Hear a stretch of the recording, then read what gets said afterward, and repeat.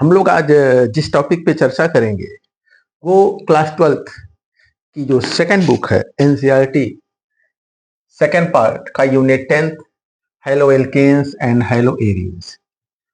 Halo alkanes और haloarenes पर हम चर्चा करेंगे। हम लोग एनसीईआरटी को लाइन बाय लाइन यहाँ पर डिस्कस करेंगे और आपके बोर्ड एग्जाम में एनसीईआरटी से ही सवाल आने हैं। हर लाइन पे सवाल बनते हैं, किसी भी लाइन से सवाल पूछा जा सकता है। एनसीईआरटी के बाहर कोई सवाल आपके बोर्ड एग्जाम में नहीं जाता है। तो चलिए देखते हैं हेलो एल्केन्स हेलो एरीन्स, इनकी डेफिनेशन, फिर इनसे कुछ इंट्रोड्यूस होते हैं और आगे इनका प्रिपरेशन प्रॉपर्टीज एक एक करके देखते हैं। इनके यूजेस क्या है इस पर आते हैं। देखिए सबसे पहले यहाँ पर जो लाइन हम लोग देख रहे हैं आपकी एनसीईआरटी में, इसमें हेलोजेंस के साथ एक लाइन लिखी है और देखिए लाइन क्या है। Halogenated compound persist in an environment due to their resistance to breakdown by soil bacteria। अगर हम हेलोजन युक्त कंपाउंड को देखें, हेलोजिनेटेड कंपाउंड हेलो एल्केन और हेलो एरीन्स को देखें तो आप देखेंगे कि ये नेचर में परसिस्ट करते हैं, एग्जिस्ट करते हैं। ये जैसे हैं जैसे क्लोरोफ्लोरोकार्बन्स हैं या अन्य जो हेलोजिनेटेड कंपाउंड्स हैं वो नेचर में लंबे समय तक पड़े हुए हैं। कारण क्या है? जो सॉइल बैक्टीरिया है, यानी हम कहें इनका बैक्टीरियल डिकम्पोजिशन नहीं होता है। बैक्टीरिया इनको डिकम्पोज नहीं कर पाते हैं, सिंपलर कंपाउंड में या एलिमेंट में डिस्ट्रॉय नहीं कर पाते हैं। यही कारण है कि ये कंपाउंड लंबे समय तक इन्वायरमेंट में पड़े हैं, ये नष्ट नहीं होते हैं। जो हेलोजिनेटेड कंपाउंड्स हैं, हेलोजन युक्त कंपाउंड है, वो नेचर में बहुत दिनों से ऐसे पड़े हुए हैं। ठीक है ना? तो पहला point, halogenated compounds persist in environment due to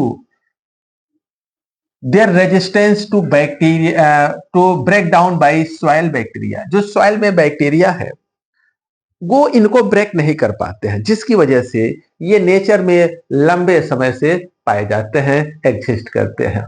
ठीक है, नेक्स्ट देखते हैं अगला पॉइंट।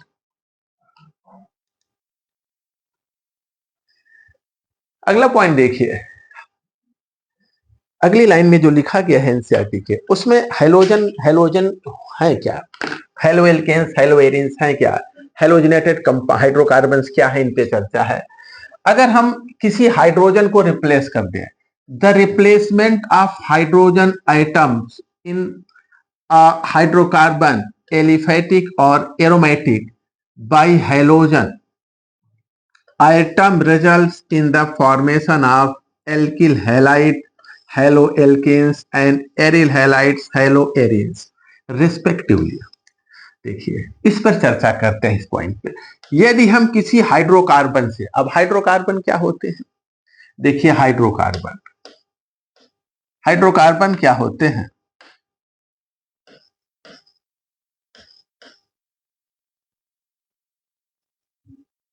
कार्बन और हाइड्रोजन से मिलके जो कंपाउंड बनते हैं उनको हम क्या कहते हैं? हाइड्रोकार्बन। तो हाइड्रोकार्बन से यदि हम हाइड्रोजन को रिप्लेस कर दें, हाइड्रोजन को हटा दें हाइलोजन से, तो हमें हेलो एल्केन्स या हेलो एरीन्स मिलते हैं। हाइड्रोकार्बन ये क्या होते हैं? कंपाउंड्स ऑफ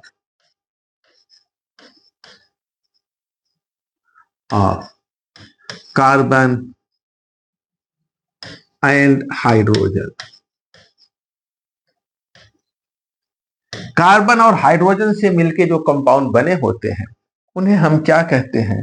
उनको हम हाइड्रोकार्बन कहते हैं, compounds of carbon and hydrogen. Carbon और हाइड्रोजन से मिलके जो कंपाउंड बने हैं उनको हम क्या कहते हैं? हाइड्रोकार्बन कहते हैं। देखिए हाइड्रोकार्बन को हम दो क्लास में डिवाइड करते हैं। हाइड्रोकार्बन को दो क्लास में, एलिफेटिक और एरोमेटिक।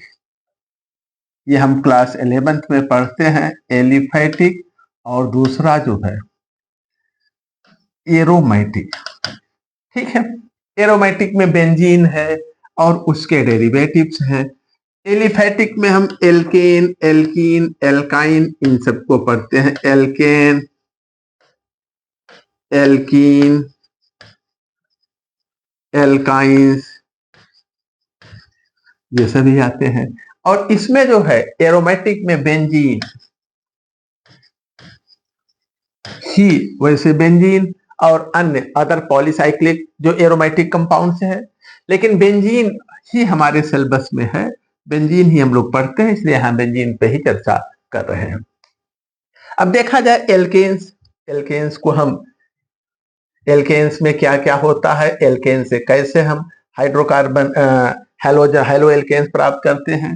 देखिए एल्केन या हाइड्रोकार्बन जो कार्बन और हाइड्रोजन से मिलके कंपाउंड बने होते हैं, ये हाइड्रोकार्बन होते हैं।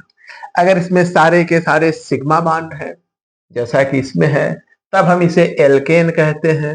अगर पाई बॉन्ड आ जाए तब वो एल्की या एल्काइन हो सकता है। अगर डबल बॉन्ड है तो एल्कीन, ट्रिपल बॉन्ड है तो एल्काइन।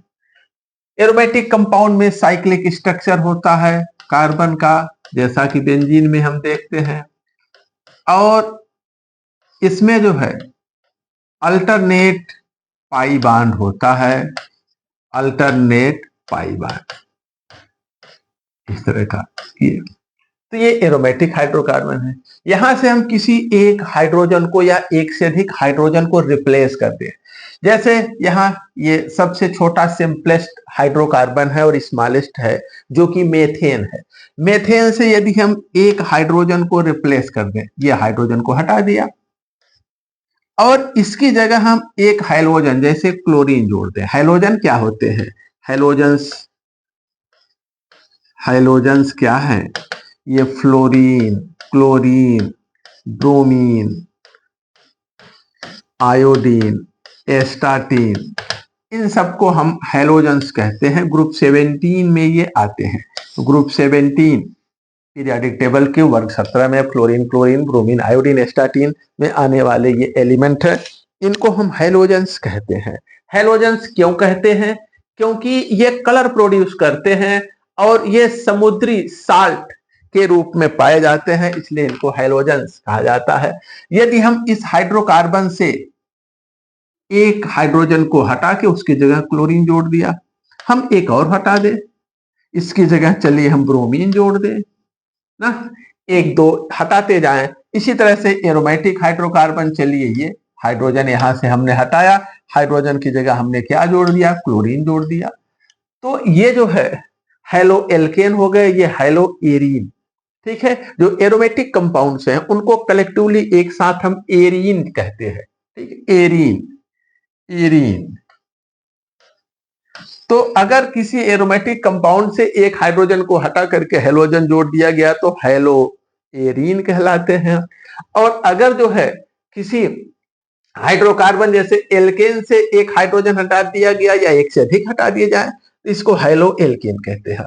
तो इस प्रकार से यदि किसी हम हाइड्रोकार्बन जैसे हेलो एल्केन या हेलो एरीन से एक हाइड्रोजन को या एक से अधिक हाइड्रोजन को हाइलोजन से रिप्लेस कर दें, तो जो कंपाउंड हमें मिलते हैं उनको हम हेलो एल्केन या हेलो एरीन कहते हैं। तो रिप्लेसमेंट ऑफ हाइड्रोजन आइटम या आइटम्स किसी हाइड्रोकार्बन से, हाइड्रोकार्बन का मतलब वो एलिफैटिक हो या एरोमेटिक हो, किसी एलिफैटिक या एरोमेटिक हाइड्रोकार्बन से यदि हम कुछ हाइड्रोजन को हटा करके उसकी जगह हाइड्रोजन जोड़ दें तो एल्किल हैलाइड मिलता है, यानी हेलो एल्केन मिलते हैं, या एरिल हैलाइड हेलो एरीन मिलते हैं, ठीक है। इस प्रकार से हमें हेलो एल्केन्स या हेलो एरीन्स प्राप्त होते हैं। देखिए हेलो एल्केन्स, नेक्स्ट पर चलते हैं। Haloalkanes contain hydrogen atoms attached to the sp3 hybridized carbon atom to an alkyl group, whereas haloarenes contain halogen atoms attached to sp2 hybridized carbon atoms of an aryl group। इस पर चर्चा करते हैं। ये जो line है second part, इसमें पहला दूसरी जो लाइन है इस पर चर्चा करते हैं। इन्होंने बताया कि haloalkanes contain hydrogen atom attached to the sp3 hybridized carbon of an alkyl group. Alkyl group क्या होता है, whereas haloarenes contains halogen atom attached to sp2 hybrid। ये sp3 हाइब्रिडाइज्ड कार्बन पर होता है हेलो एल्केन में, और hello Erin में sp2 हाइब्रिडाइज्ड कार्बन पर होते हैं एरिल ग्रुप का। आगे इस पे चर्चा करते हैं। देखिए, अगर हम किसी एल्केन को देखें, एल्केन में जैसे अगर हमने अभी मेथेन को लिया था, मेथेन सबसे छोटा हाइड्रोकार्बन है, इसको मैंने लिया था। इसमें देखिए कार्बन पर कितने सिग्मा बांड बने हैं, 1 2 3 और 4 सिग्मा बांड कार्बन ने बना रखा है। दो एटम्स के बीच में अगर सिंगल बांड है तो वह ऑलवेज सिग्मा बांड होता है, और यदि दो एटम्स के बीच में 2 या 3 बांड है, multiple bond, double triple bond है, उसमें केवल एक सिग्मा होता है, बाकी सभी क्या होते हैं, पाई बांड होते हैं। तो यहां पर हम देख रहे हैं कि यहां पर इन एटम्स के बीच में सिंगल सिंगल बांड है, तो ये बांड हमेशा क्या होंगे, सिग्मा बॉन्ड ही होंगे। अब हम सिग्मा बांड ध्यान देंगे, जब भी कार्बन सिग्मा बांड बनाता है तो वो हमेशा हाइब्रिड ऑर्बिटल को यूज करता है। सिग्मा बांड जो कार्बन द्वारा बनते हैं वो हाइब्रिडाइज्ड ऑर्बिटल से बनते हैं। अगर 4 सिग्मा बांड है, सिग्मा बांड यहां पर कितने हैं, ये 4 हैं, तो हाइब्रिड ऑर्बिटल कितने होंगे, ये भी 4 होंगे। हाइब्रिड ऑर्बिटल अगर 4 है तो हाइब्रिडाइजेशन क्या होगा, sp3। ठीक है, sp3 हाइब्रिडाइजेशन। ध्यान देंगे, हाइब्रिड ऑर्बिटल की संख्या के आधार पर मोड ऑफ हाइब्रिडाइजेशन चेंज होता जाता है। अगर 2 हाइब्रिड ऑर्बिटल है तो हाइब्रिडाइजेशन sp होगा, 3 है तो sp2 होगा, और अगर 4 हाइब्रिड ऑर्बिटल हैं तो sp3 होगा। तो यहां पर सिग्मा बांड 4 हैं, 1 2 3 4, हाइब्रिड ऑर्बिटल फिर 4 होगा, मोड ऑफ हाइब्रिडाइजेशन sp3 होगा, ये ध्यान देंगे। अब जो हेलो एल्केन्स होते हैं, हेलो एल्केन्स में इन्होंने बताया कि जो हाइड्रोजन एटम है वो sp3 हाइब्रिड कार्बन से जुड़ा होता है एल्किल ग्रुप के। अब आते हैं एल्किल ग्रुप क्या है। कार्बन का हाइब्रिडाइजेशन एल्केन में क्या है, sp3। एल्केन में चूंकि इसमें सारे के सारे सिग्मा बांड है, अगर हम इसको देखें,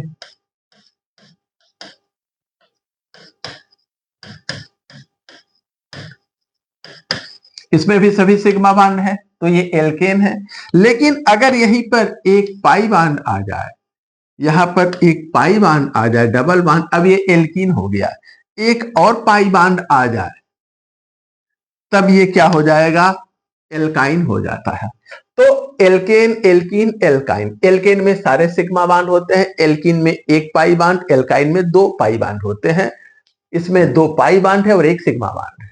अब देखा जाए तो जो हेलो एल्केन्स होते हैं, हेलो एल्केन यानी एल्केन से एक हाइड्रोजन हटा के एक हेलोजन अगर जोड़ा गया है, तो जो हाइड्रोजन एटम जुड़ता है वो sp3 हाइब्रिडाइज्ड कार्बन पे जुड़ता है एल्किल ग्रुप के। तो एल्केन में कार्बन तो sp3 हाइब्रिडाइज्ड है, लेकिन एल्किल ग्रुप क्या है, इस पर आते हैं। अगर हम किसी एल्केन से एक हाइड्रोजन हटा दें, जैसे हमारे पास अभी मेथेन हमने लिया था, मेथेन ये है एल्केन, ये एल्केन है ये, ठीक है। एल्केन में कौन, क्या नाम है इसका, मेथेन, मेथेन है। अब यदि इससे हम एक हाइड्रोजन हटा दें तो यही एल्केन अब एल्काइल ग्रुप कहलाता है, एल्काइल ग्रुप। इसकी एक वैलेंसी फ्री कर दिया हमने हाइड्रोजन को हटा के, या इसके लिए मेथेन अगर है तो स्पेशली इसको हम मेथाइल ग्रुप कहेंगे, मेथाइल ग्रुप, ठीक है ना, ये मेथाइल ग्रुप है। अब इस मेथाइल ग्रुप में जो कार्बन है वो कैसा है, sp3 हाइब्रिड है, और इसी sp3 हाइब्रिड कार्बन पर हाइड्रोजन जुड़ता है। तो जो हेलो एल्केन्स हैं या हेलो एरीन्स हैं, उनमें हाइड्रोजन कहां जुड़ा होता है, एल्किल ग्रुप के sp3 हाइब्रिड कार्बन पर, ठीक है ना, यही इन्होंने कहा है। तो हेलो एल्केन्स में, in haloalkanes, hydrogen atom, hydrogen are कहां अटैच्ड होते हैं? अटैच्ड टू किस पर?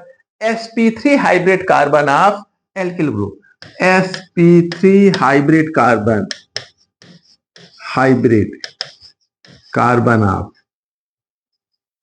Of alkyl group.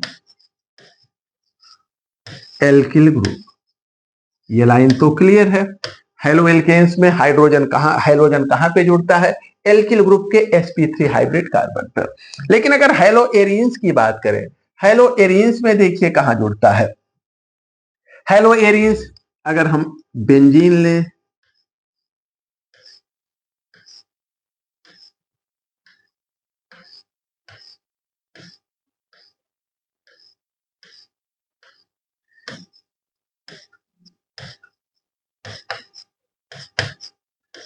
बेंजीन, इसमें देखिए बेंजीन में हर कॉर्नर पर जैसे यहां एक कार्बन होता है, ठीक है ना, तो हर कॉर्नर पर एक कार्बन होता है।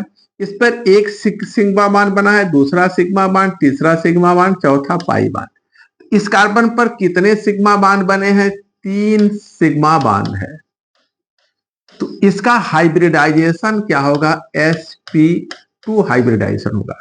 तो जो एरोमेटिक कंपाउंड्स होते हैं, बेंजीन है, एरीन है, इसमें कार्बन sp2 हाइब्रिड होता है। ये एरीन या बेंजीन कहा जाए, ठीक है ना, एरीन,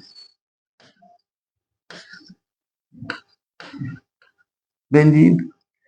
यहां से अगर हम एक हाइड्रोजन हटा दें, ठीक है, और इस पर हम एक हाइड्रोजन जोड़ दें, फ्लोरीन, क्लोरीन, ब्रोमीन, आयोडीन, कुछ भी, तो जो एरोमेटिक हाइड्रोकार्बन एरोमेटिक जो हेलो एरिन्स हैं, एरोमेटिक हेलोजन डेरिवेटिव्स हैं, हेलो एरिन्स, उसमें जो फ्लोरीन है वह sp2 हाइब्रिड एरीन या एरिल ग्रुप पर जुड़ता है। एक हाइड्रोजन हटा दें तो बेंजीन से बेंजिल ग्रुप हो गया, एरीन से एरिल ग्रुप हो गया। इन्होंने कहा है ना, halogen atoms attached to sp2 hybridized carbon atom of aryl group। तो जो एरिल ग्रुप है उसके कहां पर जुड़े होते हैं? अगर यहां से हम जैसे एक हमने यहां से एक हाइड्रोजन, अगर 6 हाइड्रोजन थे, एक निकल गया, तो अब इसमें जब हाइड्रोजन निकल गया तो यही एरिल ग्रुप हो गया। अब ये ग्रुप क्या कहलाता है? एरीन से एरिल ग्रुप। एरिल ग्रुप का ये कार्बन जो sp2 हाइब्रिड है, इसी पर हाइड्रोजन, क्लोरीन, ब्रोमीन, आयोडीन जो भी है इसी पर आकर के जुड़ता है, ठीक है ना। तो ये रहा जो एरोमेटिक हाइड्रोकार्बन हैलोजेंस हैं, एरोमेटिक यानी जो हेलो एरीन है या हेलोबेंजीन है, उनमें हाइड्रोजन sp2 हाइब्रिड कार्बन पर आकर जुड़ता है एल्किल ग्रुप के, और हेलो एल्केन्स में sp3 हाइब्रिड कार्बन पर जुड़ता है एल्किल ग्रुप के।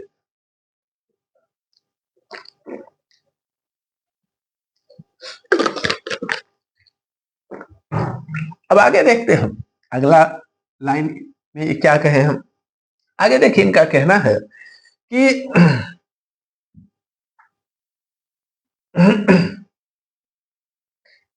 देखिए आगे इनका कहना है,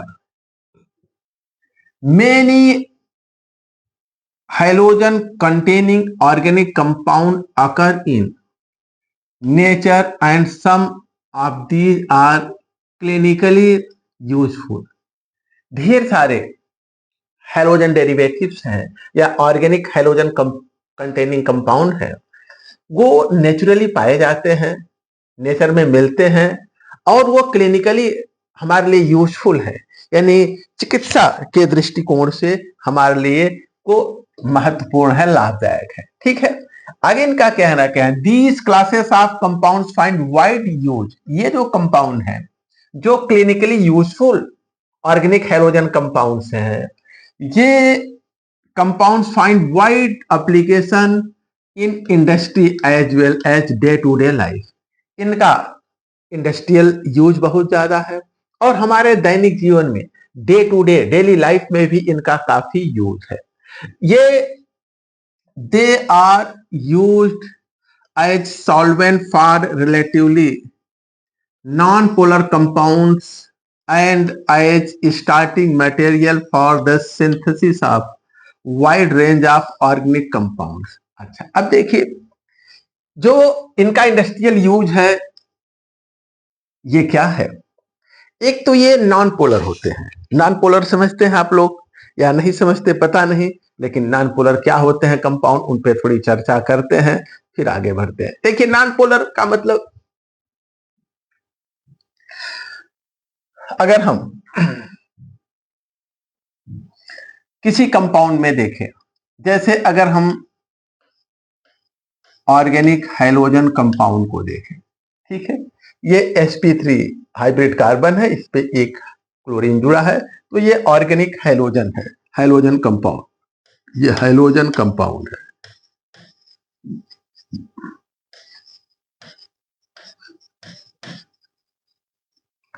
अगर जो है इनकी इलेक्ट्रोनेगेटिविटी का डिफरेंस बहुत कम हो या इलेक्ट्रोनेगेटिविटी में डिफरेंस हो भी, लेकिन जो रिजल्टेंट डाइपोल मोमेंट है मॉलिक्यूल का वो जीरो हो।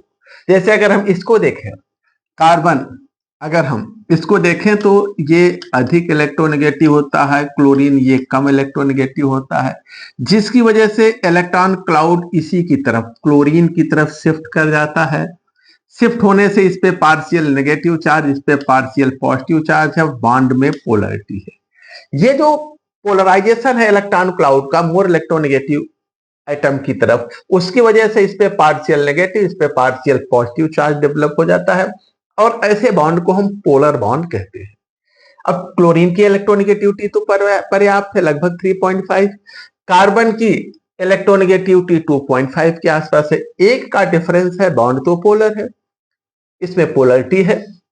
लेकिन अगर हम कार्बन टेट्राक्लोराइड को लें, कार्बन टेट्राक्लोराइड में 4 कार्बन क्लोरीन बॉन्ड है, ठीक है, और इनके बॉन्ड डाइपोल एक दूसरे को कैंसिल करते हैं, यानी इनके जो बॉन्ड डाइपोल का वेक्टर सम है उसको हम अगर लें तो ये एक दूसरे को कैंसिल, दो ऊपर हैं दो ऐसे नीचे हैं, ऊपर वाला का रिजल्टेंट नीचे वाले के रिजल्टेंट को कैंसिल कर देता है, जिसकी वजह से डाइपोल मोमेंट इसका क्या हो जाता है, जीरो हो जाता है।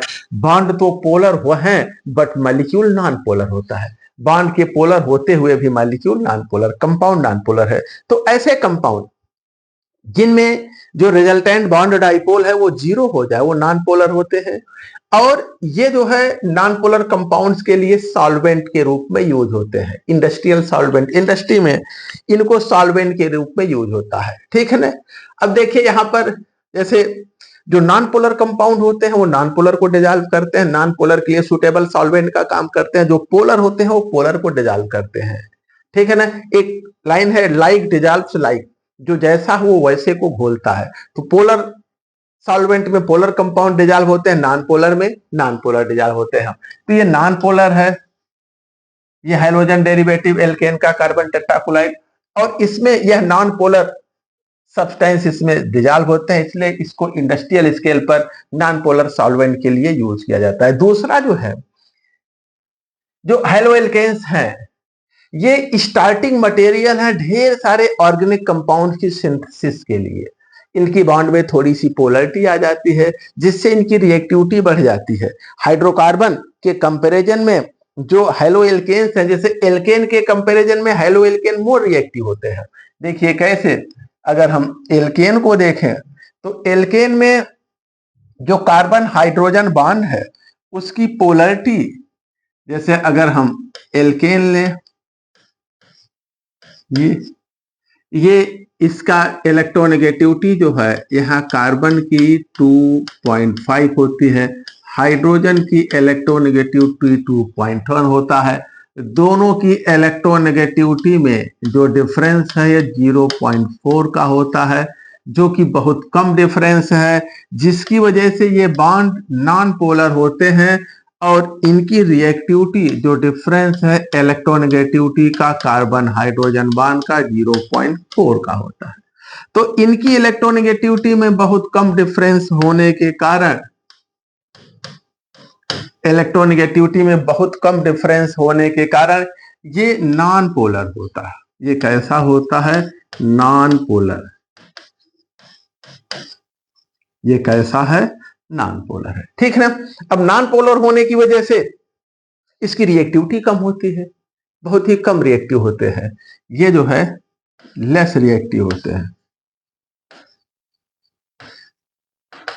इसलिए एल्केन्स को हम क्या कहते हैं, पैराफिन्स। एल्केन्स को क्या कहा जाता है, पैराफिन। पैराफिन यानी लेस रिएक्टिव।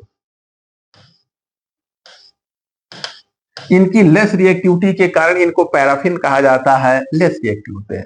लेकिन अगर हम किसी एक हाइड्रोजन को रिप्लेस कर दें हाइड्रोजन से, क्लोरीन ला दिए, अब इनकी इलेक्ट्रोनेगेटिविटी में बड़ा डिफरेंस हो गया। क्लोरीन की इलेक्ट्रोनेगेटिविटी कितनी होती है, 3.5 हो गया। इनकी इलेक्ट्रोनेगेटिविटी में जो 0.4 का डिफरेंस था, अब 1 का डिफरेंस हो गया। बड़ा डिफरेंस होने से बॉन्ड पोलर हो गया, इलेक्ट्रॉन क्लाउड इधर भाग आता है, इस पे partial negative partial positive charge आ जाता है। अब ये कैसा हो गया, नॉन पोलर से पोलर हो गया, इसकी रिएक्टिविटी अब बढ़ गई, पोलर हो गया, ठीक है ना, बॉन्ड पोलर हो गया और मोर रिएक्टिव हो गया। पोलरिटी बढ़ने के साथ साथ इसकी रिएक्टिविटी बढ़ती जाती है।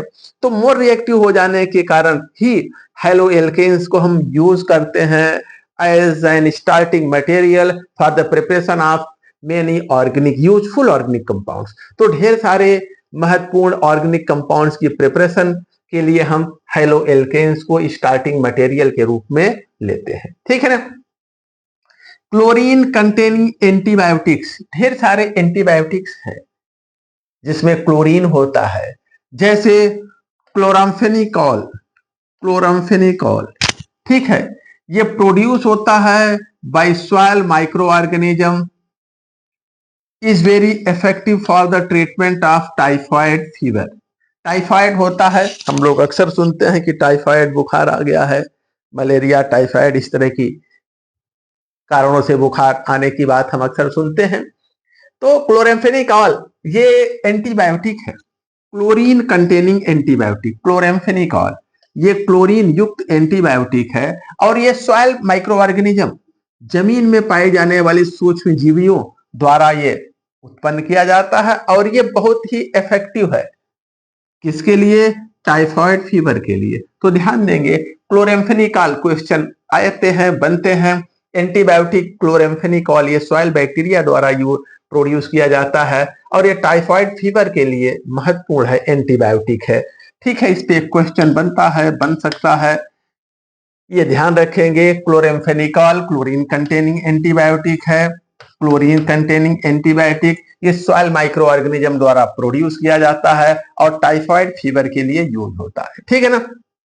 और body produce iodine containing hormone, हमारे शरीर में आयोडीन युक्त हार्मोन्स का निर्माण होता है, ठीक है, जिसे हम क्या कहते हैं, थायरॉक्सिन।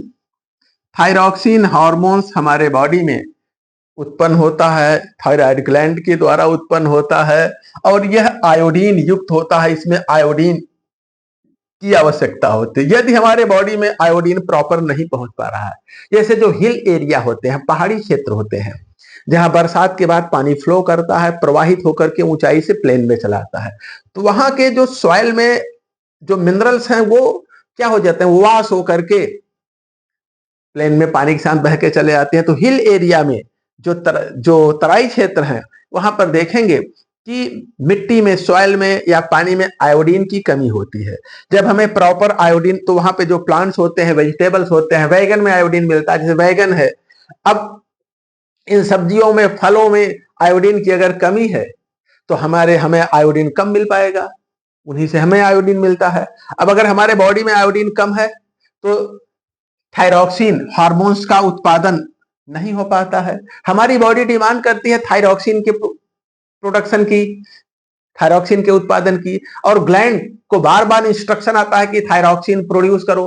अब आयोडीन है नहीं, रॉ मटेरियल है नहीं, तो ग्लैंड कैसे आयोडीन बनाए।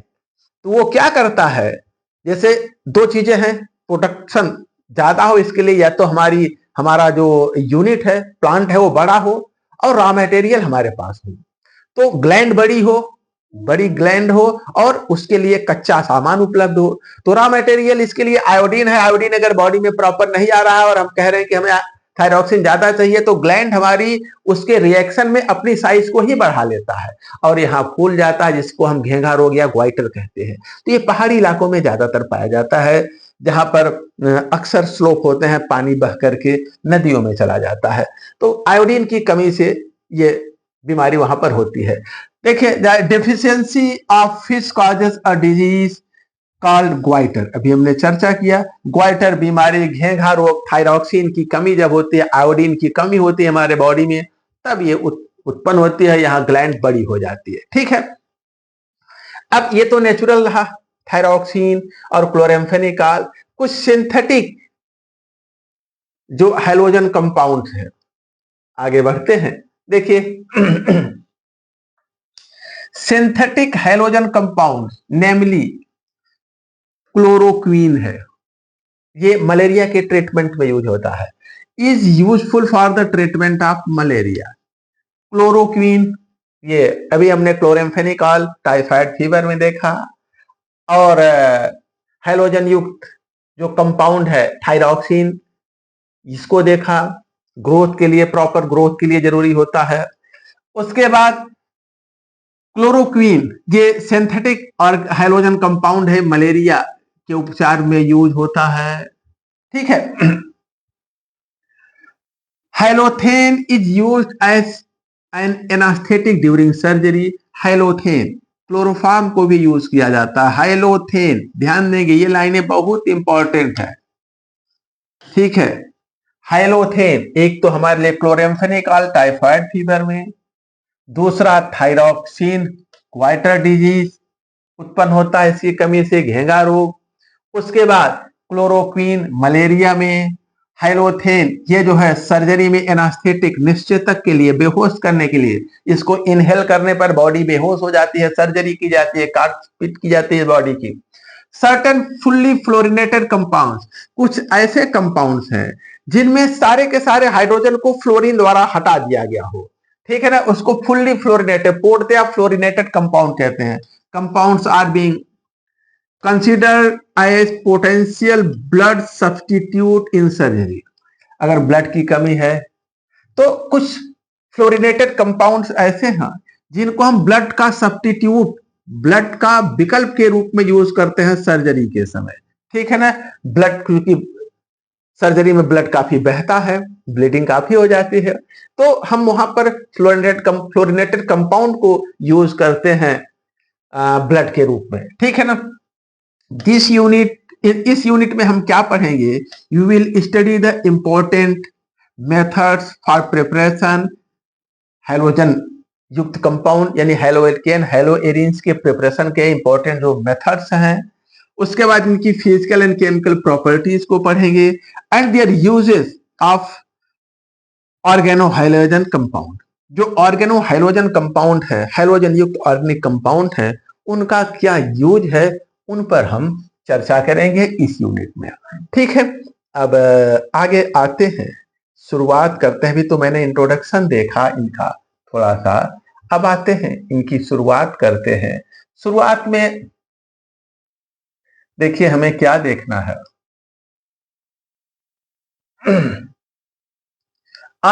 हम क्लासिफिकेशन देखेंगे, क्लासिफिकेशन।